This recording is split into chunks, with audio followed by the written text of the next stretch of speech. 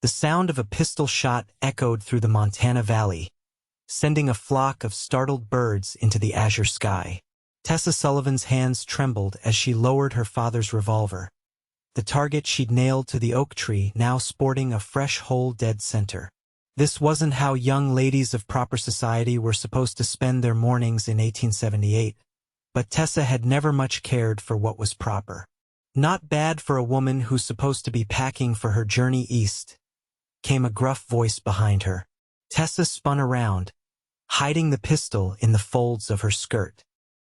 Her father, Edmund Sullivan, stood at the edge of the clearing, his once imposing frame now stooped with age and illness. His eyes, however, retained their steely determination.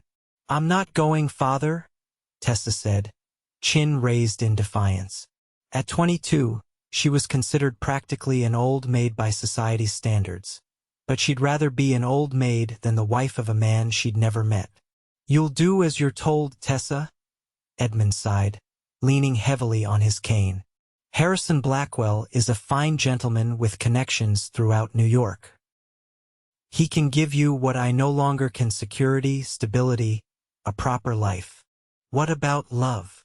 Tessa challenged. Edmund's weathered face softened momentarily.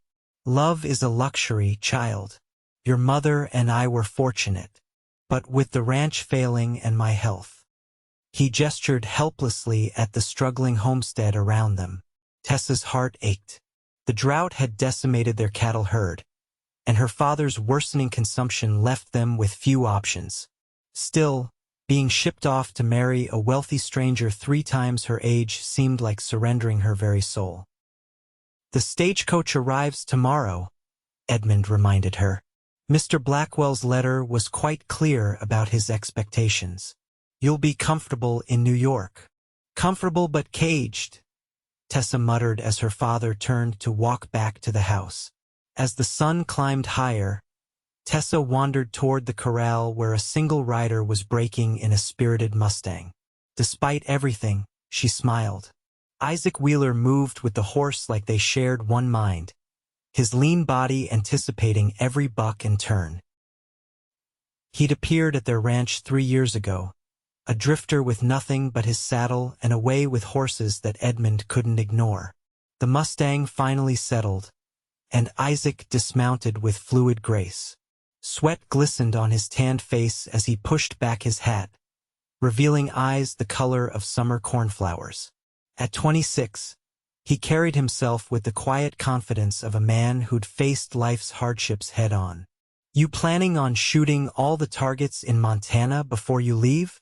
Isaac asked, nodding toward the pistol she'd forgotten to hide.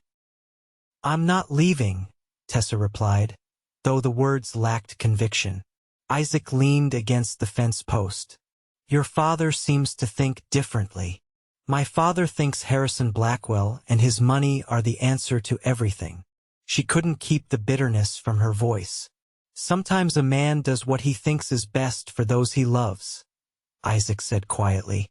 Tessa studied him. Unlike the other ranch hands, Isaac never spoke unnecessarily. But when he did, his words carried weight. "What would you do?" she asked impulsively. "If someone tried to decide your future without consulting you?" A shadow crossed his face. "I've been deciding my own future since I was 14. It's not always worked out well." "At least it was your choice," Tessa said, kicking at the dusty ground. Isaac's eyes met hers, something unspoken passing between them. "Some choices come with prices too steep to pay, Miss Sullivan." Before she could respond, Edmund called from the house. With a sigh, Tessa tucked the pistol into her boot and headed back, feeling Isaac's gaze follow her retreat. That evening, Tessa sat at her bedroom window, watching the sunset paint the Montana hills in shades of gold and crimson. The trunk beside her bed was still empty, a silent rebellion against tomorrow's departure. A soft knock at the door interrupted her thoughts. Maggie, their housekeeper since Tessa's mother died a decade ago, entered with a steaming cup of tea. "You should be packing, child," The older woman chided gently, setting the cup on the nightstand. I can't do it, Maggie, Tessa whispered. I can't marry a man I've never met, who only wants me because I'm young enough to give him heirs. Maggie's work-worn hand smoothed Tessa's auburn hair. Your father believes he's securing your future. By selling me like one of his prized maras? Tessa's voice cracked. Now, that's not fair, Maggie admonished, though her eyes were sympathetic. The doctor says your father won't last the winter. He's desperate to see you settled. Tears burned behind Tessa's eyes. I know he loves me, but there must be another way. Maggie hesitated. Your father turned down an offer this morning. Tessa looked up sharply. What offer? Isaac Wheeler asked to buy a parcel of the north pasture. Said he'd been saving every penny these 3 years. Wanted to build a place of his own. Father refused? Maggie nodded. Said the whole property was promised to Mr. Blackwell as part of the arrangement. Anger flared in Tessa's chest. Not only was she being traded away, but Isaac, hardworking, honest Isaac, was being denied his dream. After Maggie left, Tessa made her decision. She wouldn't be shipped east like a package. Quickly, she changed from her house dress into riding clothes, stuffed some essentials into a saddlebag, and retrieved her mother's locket and the small pouch of coins she'd saved from selling her embroidery in town. The ranch was quiet as she slipped down to the stables. Her mare, Penny, nickered softly as Tessa saddled her. The horse seemed to sense her mistress's agitation, standing perfectly still as Tessa mounted. Just a temporary escape, Tessa whispered, patting the mare's neck. I need time to think. She guided Penny toward the creek that ran along the western edge of the property. The moon provided enough light to follow the familiar path, and Tessa let her mind wander as they rode. Perhaps she could stay with her cousin in Helena until she figured out a more permanent solution. The sound of another horse approaching made Tessa freeze. She guided Penny behind a cluster of cottonwoods, heart hammering as the rider came into view. Isaac sat tall in his saddle, rifle across his lap, scanning the terrain with alert eyes. He was on the night patrol route, checking for predators or rustlers. Tessa held her breath as he passed within 20 feet of her hiding spot, willing Penny to remain silent. Just as she thought she was safe, Penny shifted her weight, snapping a twig. Isaac's rifle came up instantly, pointed in her direction. Who's there? He called, voice hard. Show yourself. Knowing she was caught, Tessa guided Penny into the moonlight. It's just me, Isaac. His expression shifted from wariness to confusion. Miss Sullivan? What are you doing out here at this hour? I could ask you the same, she deflected, though they both knew it was part of his duties. Isaac dismounted, approaching her slowly as if she might bolt. You're running away.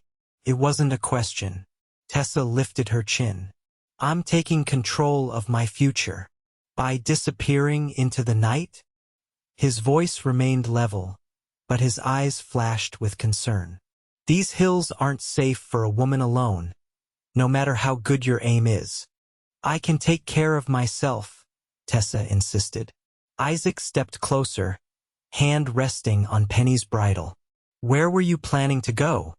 The gentleness in his tone nearly undid her. I don't know, she admitted. Helena, maybe. I just know I can't get on that stagecoach tomorrow. Silence stretched between them, filled only with night sounds and the soft breathing of their horses. Your father will be frantic, Isaac finally said. He'll be angry, Tessa corrected. And then relieved when I return in a few days, once the stagecoach has gone without me. Isaac shook his head. It won't work, Tessa. Your father will just arrange another transport. The use of her given name surprised her. In 3 years, he'd never called her anything but Miss Sullivan. Then what would you have me do? She asked, frustration edging her voice. Meekly accept a life with a stranger who purchased me like cattle? Isaac's jaw tightened. I didn't say that. Then help me, Tessa urged, suddenly desperate for an ally. Help me find another way. The moonlight cast half his face in shadow as he considered her words. Then, with a sigh that seemed to come from deep within, Isaac made a decision. Go back to the house, he said. Pack properly this time, practical things, not fancy dresses. Meet me at the old line shack at dawn. Hope fluttered in Tessa's chest. You have a plan? Not yet, he admitted. But I know these territories better than most. If you're determined to forge your own path, you'll need someone who can keep you alive while you do it. You'd risk your position here? For me, Isaac's gaze was steady. Some things matter more than a job, Miss Sullivan. Tessa felt a warmth that had nothing to do with the summer night. Thank you, she whispered. Don't thank me yet, he warned. Go on now, before someone notices you're gone. As Tessa rode back toward the house, her mind raced with questions. Why would Isaac risk everything to help her? What would become of her father when he discovered her gone? And where could they possibly go that would be beyond Harrison Blackwell's reach? Dawn arrived with a thin mist clinging to the ground as Tessa approached the old line shack. She'd slept little, torn between excitement and guilt. The letter she'd left for her father explained that she couldn't marry a stranger but promised she would return once he abandoned the arrangement. It felt insufficient, but it was the best she could offer.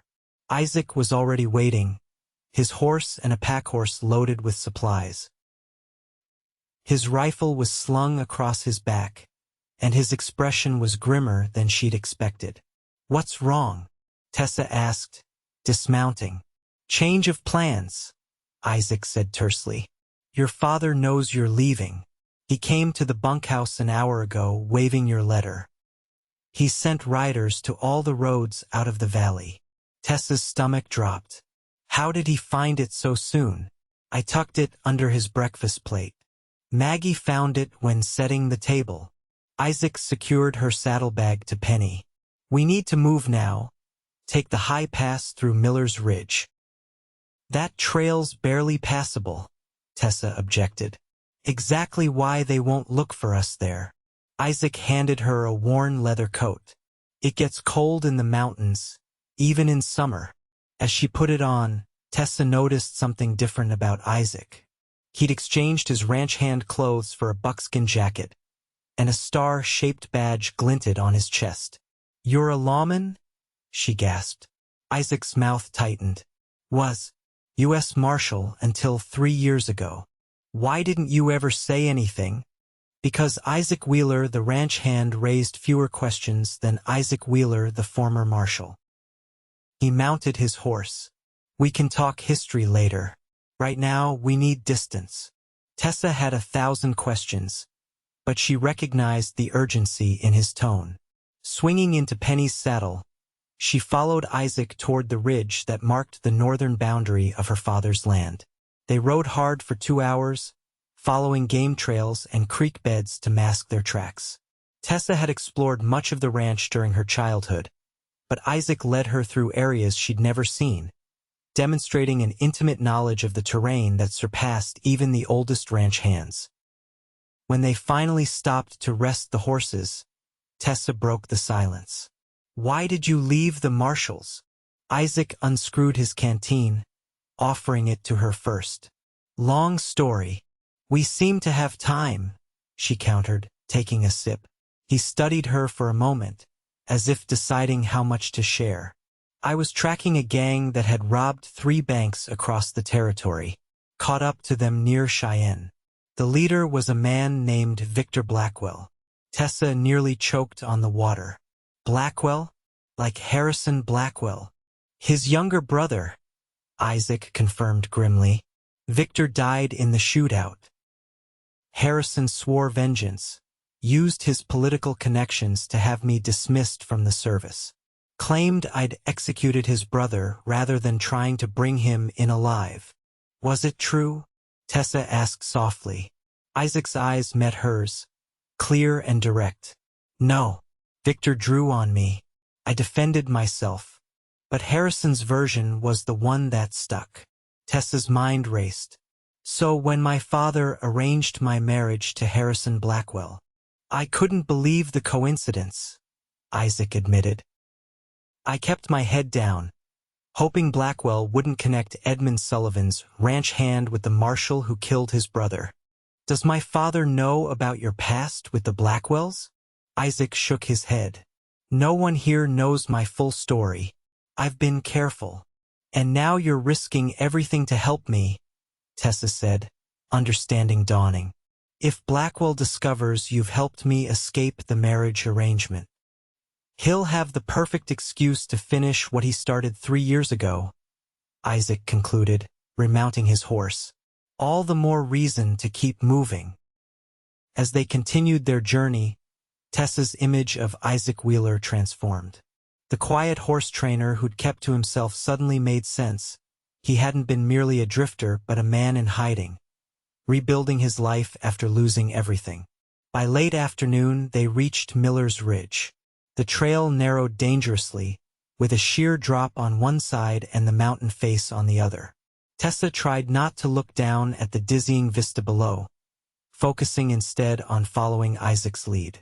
There's a trapper's cabin another hour ahead, Isaac called back to her. We can shelter there tonight. The cabin, when they reached it, was little more than a one-room structure with a stone fireplace and a plank bed. Isaac checked it thoroughly before allowing Tessa inside, then cared for the horses while she cleared years of dust from the interior. As darkness fell, Isaac built a small fire. They ate a simple meal of jerky and biscuits, the silence between them more comfortable than Tessa would have expected. She watched him covertly, seeing him with new eyes, the precise movements, the constant awareness of their surroundings, the way he positioned himself between her and the door. Where do we go from here? She finally asked. Isaac added another stick to the fire. There's a settlement 3 days' ride north. Coopersville. Small enough to stay hidden, big enough that newcomers don't draw attention. And then what? He looked up, firelight reflecting in his eyes. That depends on what you want, Miss Sullivan. Tessa, she corrected. After everything, I think you can use my given name. A ghost of a smile touched his lips. Tessa, then, what do you want from this escape of yours? It was a question she'd avoided in her haste to flee. Freedom to choose my own path, she said slowly. Time to figure out what that path is. Isaac nodded. Coopersville can give you that. It's far enough from your father's connections, and Blackwell's reach shouldn't extend there. And you? Tessa asked. What will you do? Something flickered across his face, uncertainty. Perhaps. See you safely established, then move on. The thought of him leaving created an unexpected hollow feeling in her chest. You could stay, she suggested. You said yourself it's a good place to disappear. One former Marshal might go unnoticed, Isaac agreed. But a former Marshal traveling with Harrison Blackwell's runaway fiancé? That's the kind of story that travels. Tessa hadn't considered that their association might endanger him further. I'm sorry to have involved you in this, she said quietly. Isaac's expression softened. You didn't force me, Tessa.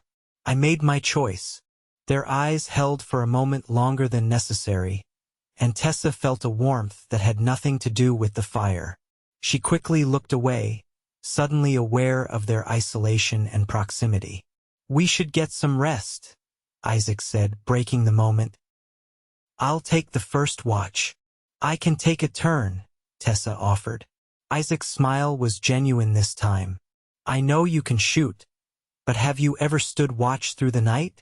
There's a first time for everything, she replied with determination. So there is, he conceded. I'll wake you in 4 hours. Tessa settled onto the plank bed, using her saddlebag as a pillow. Despite the hard surface, exhaustion soon pulled her towards sleep. The last thing she saw before her eyes closed was Isaac's silhouette against the cabin window, vigilant and steady. The next morning brought clear skies and a decision. Rather than taking the main trail to Coopersville, Isaac suggested a longer route through more difficult terrain. Your father will have telegraph descriptions to every settlement within 100 miles, he explained as they rode. The direct path is the first place they'll look. Tessa agreed, though the alternate route would add at least 2 days to their journey. They followed a series of interconnected valleys, staying close to the tree line where they could quickly disappear if needed. Isaac taught her to watch for signs of other travelers and how to obscure their own tracks. During their midday rest on the second day, Tessa broached the subject that had been nagging at her. Isaac, how much trouble will you be in when this is over? Legally, he shrugged. Helping a woman avoid a marriage isn't a crime. But my father could claim you kidnapped me. That's why I was careful to never suggest leaving, Isaac pointed out. You made that decision. I merely accompanied you for your safety. Tessa smiled. You've thought this through. Occupational hazard, he replied. Marshals learn to consider all angles of a situation. Do you miss it? She asked. Being a marshal? Isaac was silent for a long moment. I miss the purpose, he finally said. Knowing my work mattered. Your work with the horses matters, Tessa offered. It's not the same, he admitted. But it's honest work, and your father gave me a chance when others wouldn't. Guilt tightened Tessa's chest. And this is how I repay his kindness by running away and taking his best horse trainer with me. Isaac's eyes met hers. You're not property to be traded, Tessa. Your father loves you, but he's wrong about this. His defense warmed something inside her. Few men would speak so directly about a woman's right to determine her own future. Thank you, she said softly, for understanding. They continued their journey, the days falling into a rhythm of riding, resting, and making camp. Isaac proved to be a patient teacher, showing Tessa how to set snares for rabbits and identify edible plants. In turn, she surprised him with her knowledge of the stars, pointing out constellations as they sat by their campfire each night. On the fourth night, a sudden thunderstorm forced them to seek shelter in a shallow cave. Rain pounded the landscape as they huddled just beyond the entrance, watching lightning split the sky. I've always loved storms, Tessa confessed, wrapping her coat tighter against the chill. The power of them, the way they transform everything. Isaac added branches to their small fire. My mother used to say storms were God's way of reminding us we're not as in control as we think we are. You never speak of your family, Tessa observed. Not much to tell, he said, but after a pause continued. My father was a doctor in Ohio. Died in the war when I was 12. Mother followed 3 years later, influenza. I headed west after that, worked cattle drives until I was old enough for the Marshals. Tessa tried to imagine him as a boy, suddenly orphaned and alone. You've been on your own a long time. You get used to it, he said, but something in his voice suggested otherwise. A particularly close lightning strike illuminated the cave, and Tessa instinctively moved closer to Isaac. His arm came around her shoulders, a reflexive gesture of protection. Sorry, she murmured, embarrassed by her reaction. No need, he replied, but he didn't remove his arm. They sat like that, the contact innocent yet somehow profound, until the storm began to subside. When Isaac finally pulled away to check on the horses, Tessa felt the absence of his warmth acutely. That night, as rain drummed on the earth outside their shelter, Tessa realized something had shifted between them. The careful distance Isaac had always maintained was eroding, revealing glimpses of the man beneath the composed exterior. More concerning was her own response, the way her pulse quickened when their hands accidentally touched, how she found herself watching him when he wasn't looking. Such feelings were dangerous, she knew. Isaac had been clear about his intention to see her safely to Coopersville and then continue on his way. Attachment would only make their inevitable parting more painful. Yet as she drifted to sleep, Tessa couldn't help wondering what life might be like if circumstances were different, if she were just a woman and he just a man, free to follow where their hearts led. Morning brought clearing skies and the realization that they were being followed. Isaac noticed the sign's first disturbed undergrowth, a campsite hastily abandoned. 3 riders moving fast, he assessed, examining hoofprints in a muddy patch. Could be your father's men, could be unrelated. What do we do? Tessa asked, tension tightening her shoulders. Isaac considered. We're a day from Coopersville. We could push hard, try to reach it by nightfall. Or we split up, he suggested reluctantly. I lead them away while you continue to the settlement. Tessa immediately shook her head. No, we stay together. Isaac looked like he wanted to argue but instead nodded. Then we ride hard and hope we're wrong about being followed. They pushed their horses as much as they dared on the rain-slick trails, stopping only when necessary. By mid-afternoon, they reached a high ridge that offered a view of the valley below. In the distance, perhaps 5 miles away, Tessa could make out a cluster of buildings. Coopersville. We made better time than I expected, Isaac said, relief evident in his voice. As they began their descent, a gunshot echoed through the valley. Isaac reacted instantly, pulling Tessa from her saddle and behind a boulder. Stay down, he ordered, drawing his revolver. 3 riders appeared on the ridge they'd just left, silhouetted against the sky.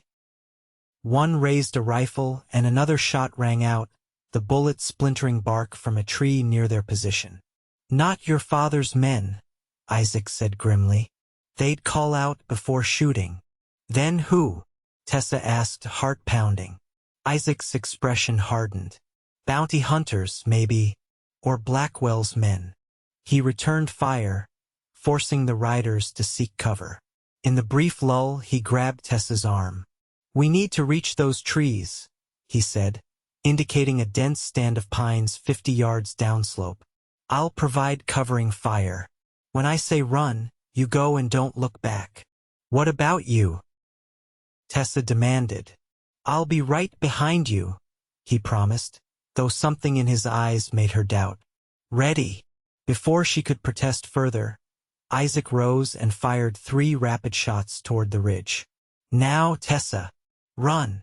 She ran, stumbling over rocks and roots, her heart in her throat.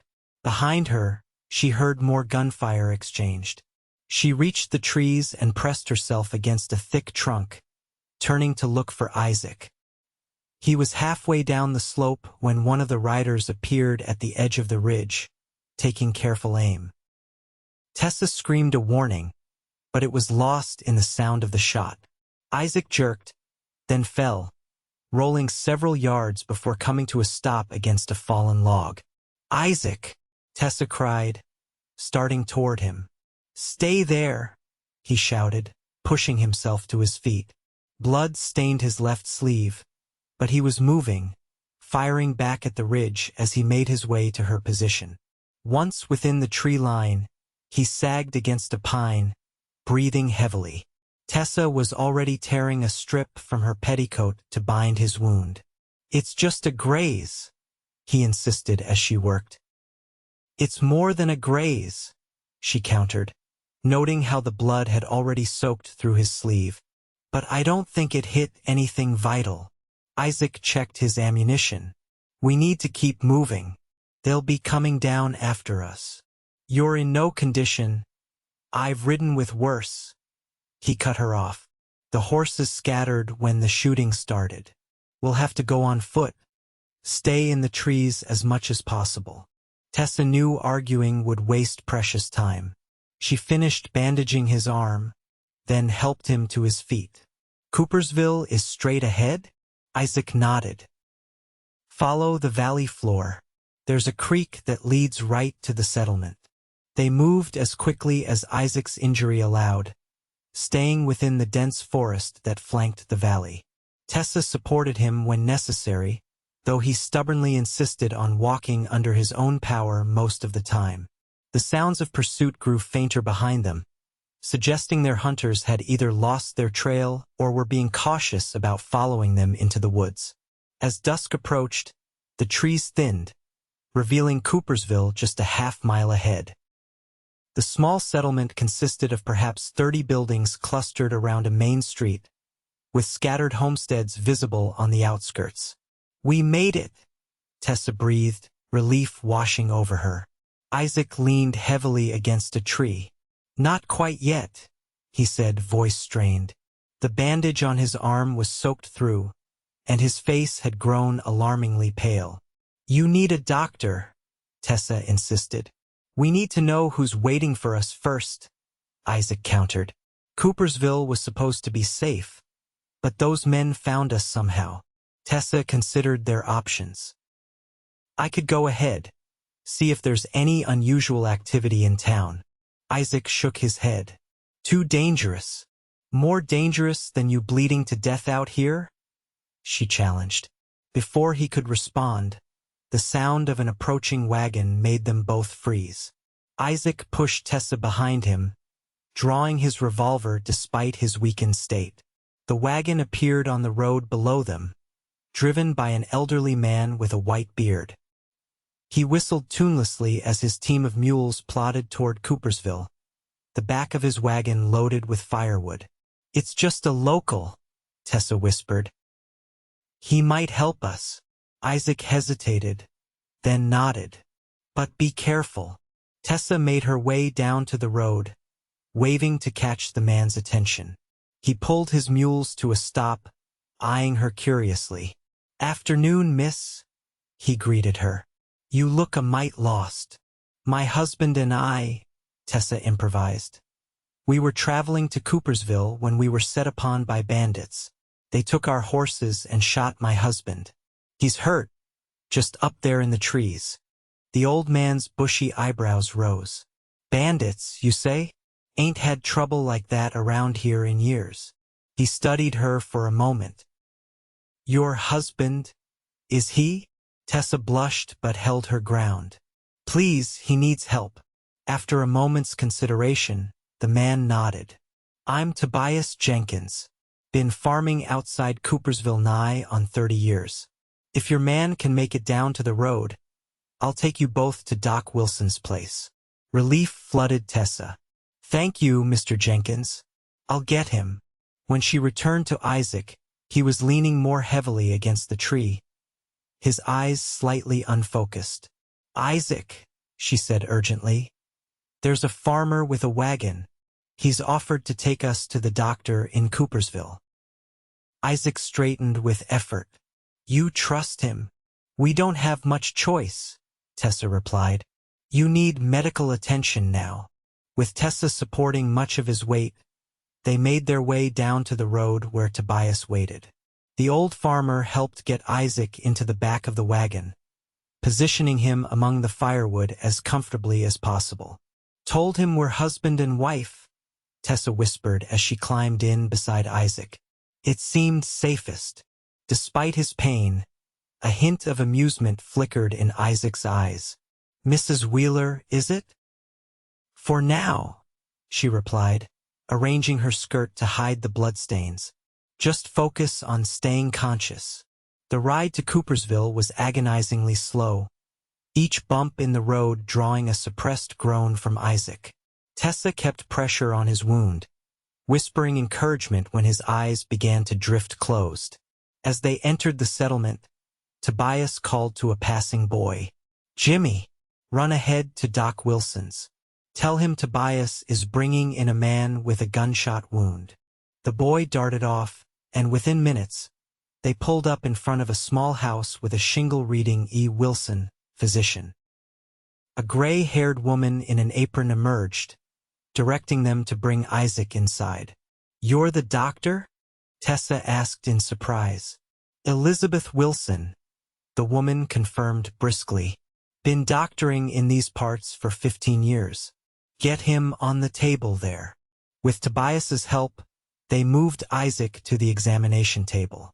Dr. Wilson cut away his shirt sleeve, revealing a deep furrow along his upper arm where the bullet had torn through muscle. He's lost a fair amount of blood, Dr. Wilson observed, but the bullet didn't lodge. Clean wound, all things considered. You did right with this bandage, Mrs. Wheeler, Tessa supplied. Tessa Wheeler. The doctor worked efficiently, cleaning and stitching the wound while Tessa assisted. Isaac remained conscious through the procedure, his jaw clenched against the pain.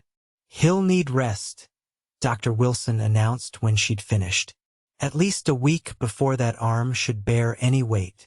We have a room at the boarding house, Tobias offered. My daughter runs it.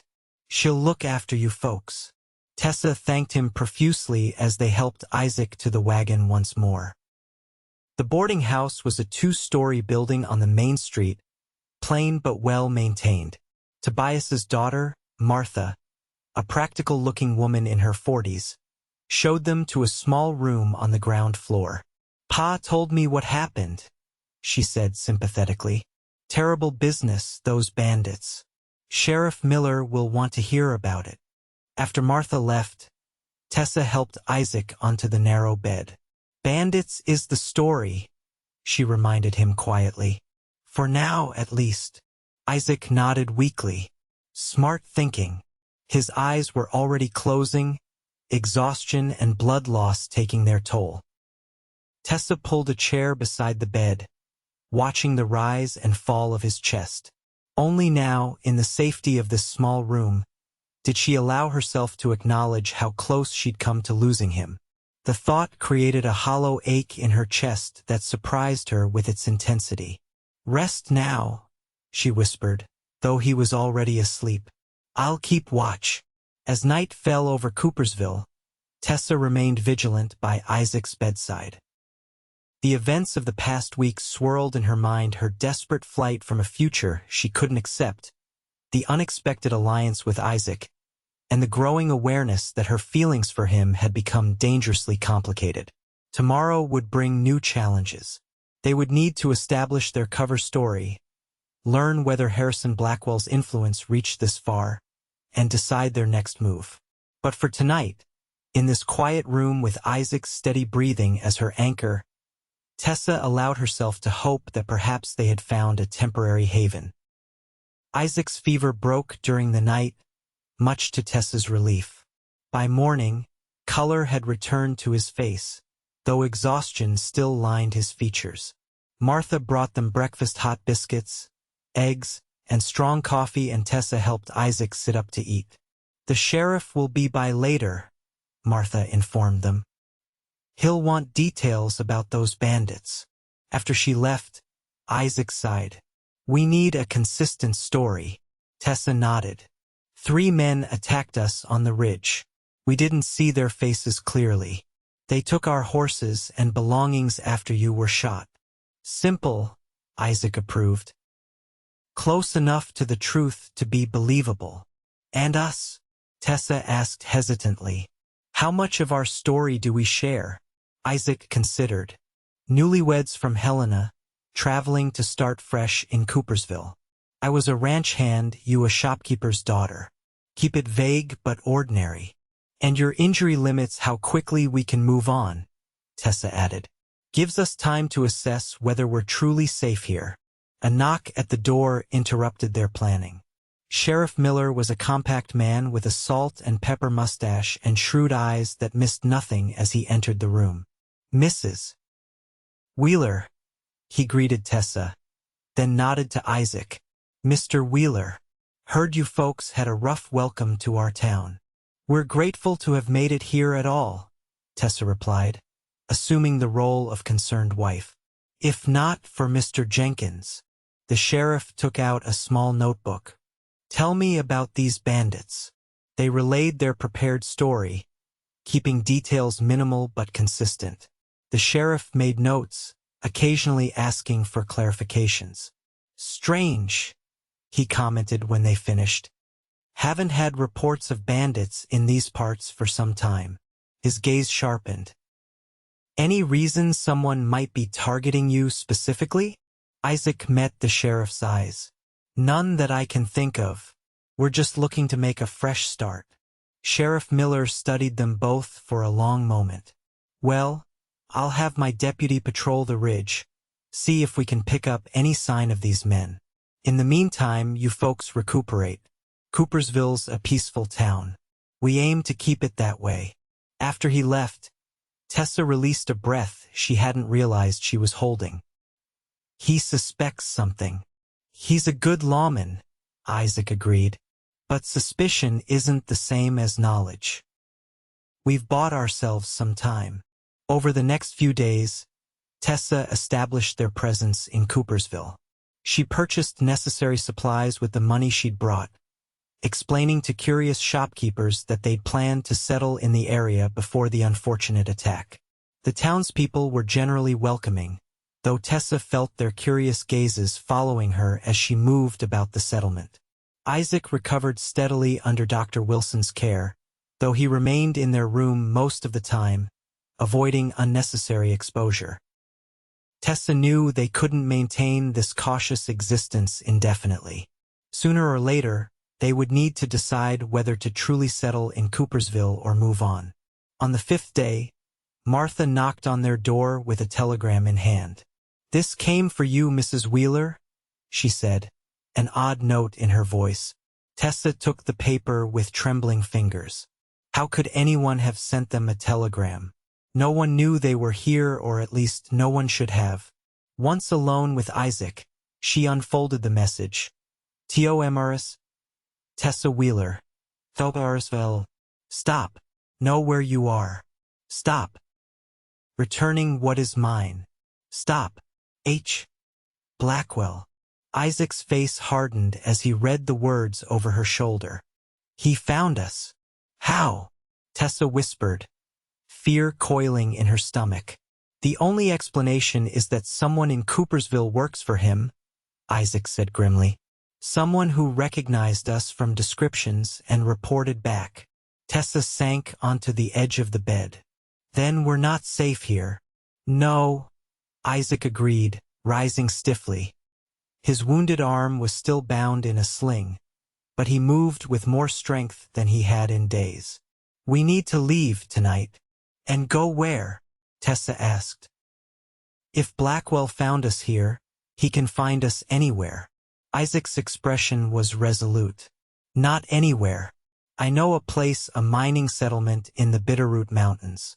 It's remote, accessible only by one trail in summer. We'd be hard to find there." "How far?" "For days' ride if we can get horses," Isaac calculated. "But first, we need to identify Blackwell's informant. Knowing who betrayed us might tell us how much of a head start we have." Tessa considered. Martha brought the telegram. She seemed different, uncomfortable. "Start there," Isaac suggested. "See what she knows." Tessa found Martha in the boarding house kitchen, kneading bread dough with vigorous movements. The older woman startled when Tessa entered. "Mrs. Wheeler, I didn't hear you come in." "That telegram," Tessa said directly. "Who brought it?" Martha's hands stilled in the dough. "Jimmy from the telegraph office. Same as usual." "And the telegraph operator, who is he?" "Mr. Finch." Martha's eyes wouldn't quite meet Tessa's. "Been running the office for years." "Has Mr. Finch had any unusual visitors lately?" Tessa pressed. "Anyone asking questions about newcomers to town?" Martha abandoned all pretense of working the dough. "There was a man 3 days ago, well-dressed, from back east by his accent. Spent a long time at the telegraph office." She hesitated. "I heard he was asking about a young woman and an injured man. Did he give a name?" "Not that I heard," Martha admitted. "But after he left, Mr. Finch seemed upset. Closed the office early that day." Tessa's mind raced. "This man, is he still in town?" "Left the same day," Martha said. "But before he went, he spoke with Sheriff Miller." That explained the sheriff's probing questions and skeptical demeanor. Tessa thanked Martha and returned to their room, relaying what she'd learned to Isaac. Blackwell's agent has been and gone, Isaac concluded, which means Blackwell himself could already be on his way. We need to move quickly. By dusk, they had formulated a plan. Using the last of Tessa's money, Isaac purchased 2 horses from the livery stable, not the best mounts, but serviceable for their needs. Dr. Wilson provided medical supplies for Isaac's wound, accepting Tessa's mother's locket as payment when their funds ran short. They would leave after midnight, using the darkness to cover their departure. In the meantime, they maintained the appearance of a couple recovering from misfortune, even taking supper in the boarding house dining room to avoid arousing suspicion. As they ate, Sheriff Miller entered, his gaze immediately finding them. He approached their table with measured steps. "Evening, Wheelers," he greeted them. "Glad to see you up and about, sir." Isaac nodded. "Doctor says I'm healing well." The sheriff's eyes narrowed slightly. "Interesting thing. Had a wire from Helena today. Seems there's a Miss Tessa Sullivan missing from her father's ranch. Description matches your wife remarkably well." Tessa's fork clattered against her plate. Isaac's hand found hers under the table, squeezing reassuringly. "Is that so?" Isaac replied evenly. "Must be a coincidence." "Must be," the sheriff agreed, though his tone suggested otherwise. This Miss Sullivan was supposed to be traveling east to marry a prominent businessman. Instead, she disappeared, along with one of her father's ranch hands.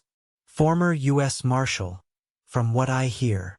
The dining room had gone quiet, other patrons listening intently to the exchange. "Sheriff," Tessa began, but Isaac cut her off with a subtle pressure on her hand. "Sounds like quite a story," Isaac said calmly. "But my wife and I are just passing through after some bad luck. Nothing more interesting than that." Sheriff Miller nodded slowly. "Well, I'll leave you to your supper then. Oh, one more thing. If you folks were planning to move on soon, I'd advise against it. Roads aren't safe with those bandits still at large." The warning in his words was unmistakable. After he left, Tessa and Isaac finished their meal in tense silence, aware of the curious glances from other diners. Back in their room, Isaac immediately began gathering their few belongings. "The sheriff knows," he said in a low voice, "or suspects enough to watch us. We need to leave now, not wait for midnight." "He said the roads aren't safe," Tessa reminded him. Isaac's smile was grim. "That was his way of saying he'll stop us if we try to leave." Tessa's heart raced. "Then what do we do?" "There's more than one way out of town," Isaac replied, checking his revolver. "The livery stable backs up to the creek. We can take the horses directly from there and follow the water to mask our trail." "That's stealing," Tessa objected. "I paid for those horses," Isaac reminded her. "We're just collecting them early." The plan was risky, especially with Isaac still recovering, but they had no choice. They waited until the boarding house quieted, then slipped out through the back door. The night was clear, stars scattered across the sky like diamonds on velvet. They moved through the shadows of Coopersville, avoiding the main street where a lantern burned in the sheriff's office window. The livery stable was dark and quiet when they reached it. Isaac eased the back door open while Tessa kept watch. Their horses were in the rear stalls, already saddled as they'd requested earlier, for an early morning ride. Isaac led them out one by one, wincing as his injured arm protested the movement. They were mounting up when a voice spoke from the darkness. "Figured you might try something like this." Sheriff Miller stepped into view, his revolver drawn but held at his side. "Marshal Wheeler, or is it just Wheeler now? Either way, taking a young woman from her home is a serious matter." "He didn't take me," Tessa said firmly, moving her horse forward. "I left of my own accord." The sheriff's eyes shifted to her. Your father and Mr. Blackwell might see it differently, Miss Sullivan. Mr. Blackwell has no claim on me, Tessa insisted. And my father cannot sell me into marriage against my will. Sheriff Miller sighed. It's not that simple, and you know it. There are laws, social expectations. There are also laws against sending bounty hunters to shoot a man, Isaac interrupted, or using your influence to destroy a marshal's reputation because he killed your criminal brother in self-defense. The sheriff's expression registered surprise. What are you talking about? Quickly, Isaac explained the history between himself and Harrison Blackwell, including the attack on the ridge. When he finished, Sheriff Miller was silent for a long moment. That's quite an accusation against a respected businessman. It's the truth, Isaac said simply. The sheriff holstered his revolver slowly. I've been lawman enough years to recognize truth when I hear it. But I've also been lawman enough to know that truth and justice don't always align, especially when money and power are involved. So what happens now? Tessa asked. Sheriff Miller glanced toward the telegraph office. Official word is I never saw you leave. Unofficially. He hesitated, then continued. Take the North Fork at Cottonwood Creek. It's longer, but less traveled. And Wheeler take care of her. Relief washed over Tessa. Thank you, Sheriff. He nodded once. I'll give you an hour before I discover the horses missing. Make it count. With that unexpected reprieve, they rode out of Coopersville, following the creek as planned. The water muffled their horses' hoofbeats, and the waning moon provided just enough light to navigate by. Neither spoke until they were well clear of the settlement. Why did he help us? Tessa finally asked. Isaac's expression was thoughtful. Some men recognize injustice when they see it, regardless of what the law might say. They rode through the night, pushing as hard as they dared on the unfamiliar trail. By dawn, they had covered nearly 20 miles, following the sheriff's suggestion to take the North Fork at Cottonwood Creek. The path wound through increasingly rugged terrain, climbing steadily into the foothills of the Bitterroot Range.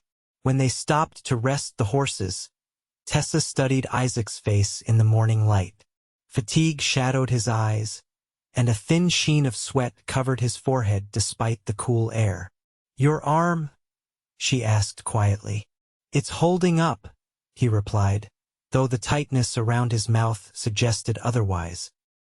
Tessa reached for his injured arm, gently examining the bandage. You're bleeding again. We need to change this. Isaac submitted to her ministrations without protest, a sign of how much the exertion had taxed him. As Tessa cleaned and rebandaged the wound, she was acutely aware of his eyes on her face, steady and unreadable. Why did you really help me, Isaac? She asked suddenly. You risked everything, your job, your safety, your life. Why? His gaze didn't waver. At first, it was the right thing to do. You deserved the freedom to choose your own path. And later, Tessa pressed, her hands stilling on his arm. Isaac was silent for a long moment. Later, I realized I couldn't bear the thought of you with Blackwell, or anyone else for that matter. The admission hung between them, simple yet profound. Tessa's heart beat faster as she absorbed his words, recognizing the truth in them that echoed her own feelings. We should keep moving, Isaac said softly, breaking the moment. They continued their journey through the day, stopping only when necessary. By nightfall, they had reached the edge of a dense forest that marked the true beginning of the Bitterroot Wilderness. They made camp in a small clearing, building a minimal fire for warmth. As they shared a simple meal of jerky and hardtack, Tessa found herself studying Isaac's profile in the firelight. The barriers between them had shifted, revealing glimpses of what might be possible if circumstances were different. Tell me about this mining settlement, she said. Where we're headed. Redemption, Isaac replied. Hardly more than a dozen buildings and twice as many residents. Silver mine played out years ago, but a few stubborn souls stayed on. No telegraph, no regular mail service. About as removed from civilization as you can get and still call it a settlement. Sounds lonely, Tessa observed. Isaac's eyes met hers across the fire. Depends on the company you keep. The implication wasn't lost on Tessa. And after redemption? Do we keep running forever? Not forever, Isaac said thoughtfully. Blackwell is powerful, but his reach has limits. Eventually, he'll decide you're not worth the effort. And my father? Isaac's expression softened. Your father loves you. Given time, he might come to understand your choice. My choice? Tessa repeated, gazing into the flames. I've been so focused on escaping what I didn't want. I haven't considered what I do want. And what is that? Isaac asked quietly. Tessa looked up, finding his eyes on her with an intensity that made her breath catch. A life that's mine. Work that matters. Someone to share it with who sees me as a partner, not a possession. The firelight cast shadows across Isaac's face as he absorbed her words. That's a life worth fighting for. Is it possible? She wondered aloud. Or am I chasing a dream that can't exist in this world?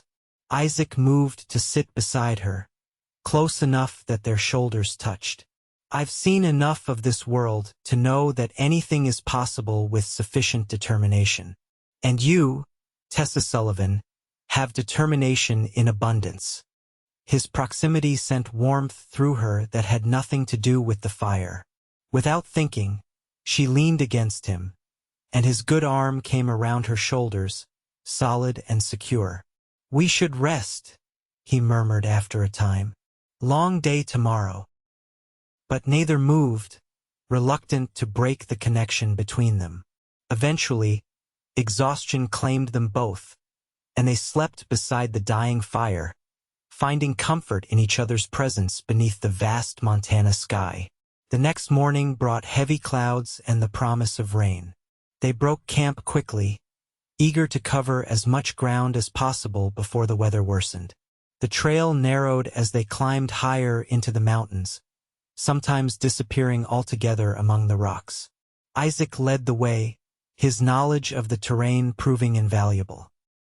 By midday, rain began to fall, a gentle but persistent drizzle that gradually soaked through their clothing. The temperature dropped as they gained elevation, and Tessa found herself shivering despite her coat. There's a line shack about 2 miles ahead, Isaac called back to her over his shoulder. Used by hunters and trappers. We can wait out the worst of the weather there. The shack, when they reached it, was little more than a one-room structure with a stone fireplace and a rough plank floor. But it was dry, and a previous occupant had left a small stack of firewood beside the hearth. Isaac soon had a fire blazing while Tessa arranged their wet outer garments to dry. The confines of the shack brought them into closer proximity than they'd experienced before. As the hours passed and the rain intensified outside, they shared stories to pass the time. Tessa of her childhood on the ranch, Isaac of his years as a marshal. The easy conversation gradually revealed the people behind the roles they'd played in each other's lives. I watched you, Tessa admitted as evening approached. At the ranch. The way you worked with the horses, so patient and calm. I used to make excuses to visit the corral when I knew you'd be there. Isaac smiled, a rare full smile that transformed his face. And I watched you practicing your shooting when you thought no one could see. Most determined marksman I ever saw. Markswoman, Tessa corrected with a laugh. Indeed, Isaac acknowledged. You'd have made a fine deputy. Is that so? Tessa raised an eyebrow. I thought women weren't suited for law work. Isaac's expression grew serious. Some of the strongest, bravest people I've known have been women. My mother kept our family together through the worst of times. And you, he paused, eyes holding hers. You've shown more courage these past days than most men I've ridden with. The compliment warmed her more than the fire. What happens when we reach redemption, Isaac? He considered the question. We lie low, take stock of our situation. I have some savings hidden away, not much, but enough to get established. And us? Tessa asked softly. What becomes of us? Isaac's gaze was steady. That depends on what you want, Tessa. I told you what I want, she reminded him. A life that's mine, someone to share it with as a partner. And is that someone me? Isaac asked, voice barely audible above the rain drumming on the roof. Tessa moved closer, her heart pounding. I think you know it is. The moments stretched between them, fraught with possibility. Then Isaac's hand came up to cup her cheek, his touch gentle as he leaned forward.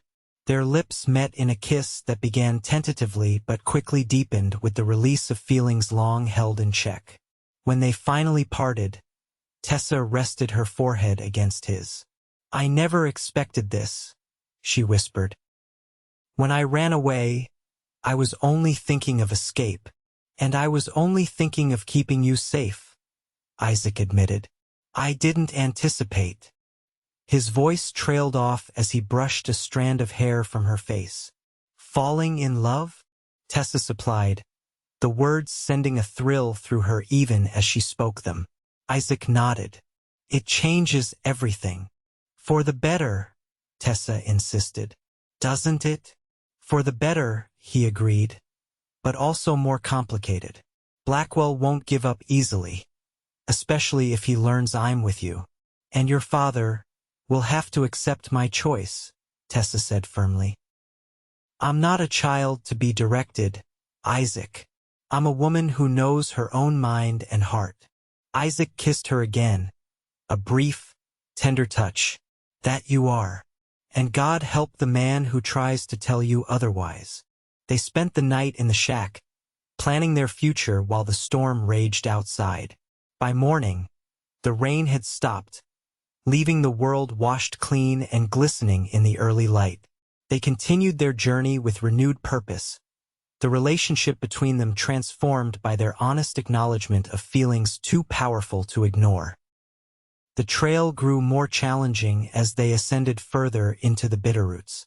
In places, they had to dismount and lead the horses through narrow passages where a misstep could mean disaster. Isaac's injured arm clearly pained him, though he refused to complain or slow their pace.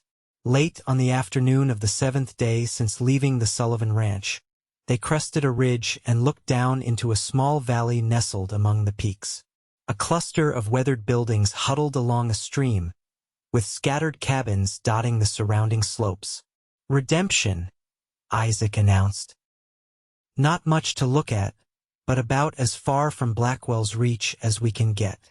Tessa studied the tiny settlement. It's perfect.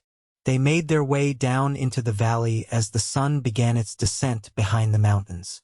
A few curious faces appeared in doorways as they rode down the settlement's single street. Isaac guided them to a 2-story building with a sign identifying it as Murdoch's Mercantile and Boarding. The proprietor, a barrel-chested man with a magnificent gray beard, greeted them with open curiosity. Don't get many strangers this time of year, he observed, eyeing Isaac's arm in its sling. Looks like you folks have had some trouble. Some, Isaac agreed. We're looking for a place to stay. Maybe work, if there's any to be had. Might be, Murdoch allowed. What's your trade? I was a lawman, then a horse trainer, Isaac replied. My wife has experience with ranching and trade. Tessa noted he didn't correct the assumption they were married. In a place like Redemption, an unmarried couple would raise questions they didn't need. Murdoch scratched his beard thoughtfully. Town's small but growing some. Lumber mill opened last year. Few families moving in. No proper lawman, though we could use one for the occasional dispute. He glanced at Tessa. School's just one room. Teacher left last month. Children going without learning since then. Hope flickered in Tessa's chest. I have some education. Reading, writing, figures. I taught the younger ranch hands back home. Might work out then, Murdoch nodded. Got a cabin available on the north end. Nothing fancy but sound roof and walls. Previous owner left for California last fall. By nightfall, they were settled in the small cabin, a one-room structure with a stone fireplace, a bed frame, table, and 2 chairs. It was rough but clean, and more importantly, it was theirs. As they ate a simple meal purchased from Murdoch's store, Tessa found herself imagining a future in this remote place. We could make a life here, she said, voicing her thoughts. At least for a while. Isaac reached across the table to take her hand. Is that what you want? It's a far cry from what you're used to. What I'm used to was a cage, however comfortable, Tessa replied. This may be simple, but it's freedom. She squeezed his hand. And it's with you. The following weeks saw them gradually integrate into Redemption's small community. Isaac's background in law enforcement made him a natural choice when Murdoch and the other town elders decided to establish a proper sheriff's office. Though his arm was still healing, he could handle most disputes that arose among the settlement's residents. Tessa took over the one-room schoolhouse, teaching the dozen children of various ages who previously had gone without formal education. She discovered a talent for the work, adapting lessons to each child's abilities, and finding creative ways to engage even the most reluctant learners. They were cautious at first about revealing too much of their past, but in a community as small as Redemption, privacy was a limited commodity. When questions arose, they offered a simplified version of the truth. Tessa had left an arranged marriage. Isaac had helped her escape, and they were starting fresh away from those who would force her return. To their surprise, the residents of Redemption accepted this explanation with little judgment. In a place populated largely by people seeking their own fresh starts, their story was not so unusual. As autumn approached, bringing the first hints of snow to the mountain peaks, Isaac and Tessa faced a decision they had been avoiding. Their cabin, adequate for the milder months, would be challenging during the harsh mountain winter ahead. We could move to the boarding house until spring, Isaac suggested one evening as they sat before their fire. Murdoch mentioned they have a larger room available. Tessa hesitated. Or we could stay here properly. Isaac looked at her questioningly. As husband and wife, she clarified, her heart racing. Not just in name. Understanding dawned in Isaac's eyes. Tessa, are you sure? Your father is hundreds of miles away, she reminded him, and I'm not asking his permission to live my life. She moved to kneel beside his chair, taking his hands in hers. I love you, Isaac. I think I have since you taught me to gentle that wild mare when everyone else said she couldn't be tamed. Isaac's expression softened. I think I fell in love watching you prove them wrong. He lifted her hand to his lips. But marriage is a serious step. I have little to offer you beyond my name and my heart. Those are the only things of value, Tessa insisted. The rest, position, wealth, property, those are trappings, not substance. Isaac studied her face, as if memorizing every detail. If we do this, there's no going back. Your father might never forgive you. Society certainly won't approve. Society isn't living my life, Tessa said firmly. I am, and I choose you, Isaac Wheeler. If you'll have me. His answer was to pull her into his arms, kissing her with a passion that left no doubt of his feelings. When they finally parted, his eyes were bright with emotion. I'll speak to Reverend Collins tomorrow, he said. Though I should warn you, a wedding in Redemption won't be the elegant affair you might have had in New York. Tessa laughed, joy bubbling through her. Thank God for that. I've never cared for excessive frills. They were married 3 days later in Redemption's small church, a simple wooden structure that served as meeting hall and place of worship. Tessa wore her best dress, adorned with wildflowers gathered by her students. Isaac had borrowed a proper coat from Murdoch, though he insisted on wearing his own boots, the ones he'd been wearing when they first met. The entire settlement turned out for the occasion, filling the church and spilling onto the steps outside. Afterward, the celebration moved to Murdoch's establishment, where tables groaned with contributed dishes and someone produced a fiddle for dancing. As night fell and lanterns were lit, Isaac led Tessa away from the festivities toward their cabin. They walked hand in hand through the crisp autumn air, stars appearing one by one in the darkening sky above the mountains. "Happy, Mrs. Wheeler?" Isaac asked softly. Tessa squeezed his hand. "Happier than I ever imagined possible." At the cabin door, Isaac surprised her by sweeping her into his arms. "Tradition demands I carry my bride across the threshold," he explained with a smile. "I wouldn't want to flout tradition," Tessa agreed, winding her arms around his neck as he carried her into their home. Winter in the Bitterroots proved as challenging as they had anticipated. Snow isolated redemption for weeks at a time, and temperatures fell to bitter lows that tested the cabin's defenses. Yet Tessa found unexpected joy in the season, in the quiet evenings by the fire with Isaac, in the community gatherings that sustained spirits through the darkness, in the knowledge that she was exactly where she was meant to be. As spring gradually returned to the mountains, bringing wildflowers to the valley and swelling the stream with snowmelt, Tessa received a letter. It had taken months to reach her, carried by a series of travelers willing to deliver mail to the remote settlement. She recognized her father's handwriting immediately. With trembling fingers, she broke the seal, uncertain whether to expect anger or reconciliation. Isaac watched her read, his expression concerned. "What does he say?" Tessa looked up, tears in her eyes but a smile on her lips. "He's coming to visit. When the mountain passes clear." She handed him the letter.